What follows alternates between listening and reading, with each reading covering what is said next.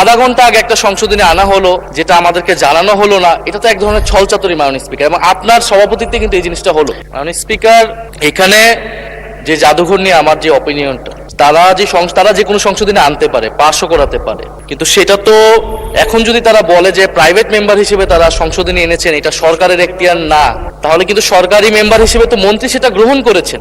আমাদের যেগুলো note of dissent, মন্ত্রীরা তো বিরোধিতা করেছেন। এই মন্ত্রী, সংস্কৃতি মন্ত্রী চাইলে সেটা বিরোধিতা করতে পারতেন, কারণ সংস্কৃতি মন্ত্রী তো সেই কনসেনসাসের পার্ট। সংস্কৃতি মন্ত্রী তো সেই সংশোধনটা নিতে পারেন না। একদিন আগে বিরোধী দলীয় নেতা বলেছিলেন যে একদিন আগে ডকুমেন্টস আসতে হবে, আপনি বলেছেন, আমরা কিন্তু সবকিছু মেনে নিয়েছি। তো এখানে তো আমরাও কোঅপারেশন করছি যাতে দ্রুত সময়ের মধ্যে এই বিলগুলো পাস হোক, কিন্তু আধা ঘন্টা আগে একটা সংশোধনী আনা হলো, যেটা আমাদেরকে জানানো হলো না, এটা তো এক ধরনের ছলচাতুরি মাননীয় স্পিকার। এবং আপনার সভাপতিত্বে কিন্তু এই জিনিসটা হলো। লেস অয়েল অ্যাবজর্ব করে আপনার পরিবারকে রাখে হেলদি।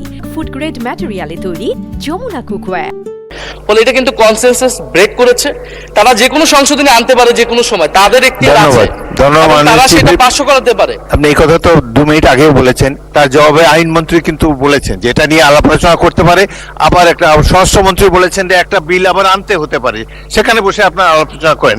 এই চ্যাপ্টারটা ক্লোজ করা হয় নাই, the matter has not been closed yet. এটা নিয়ে পরবর্তীতেও আলাপ আলোচনা হতে পারে, আবার বিল আনা হতে পারে।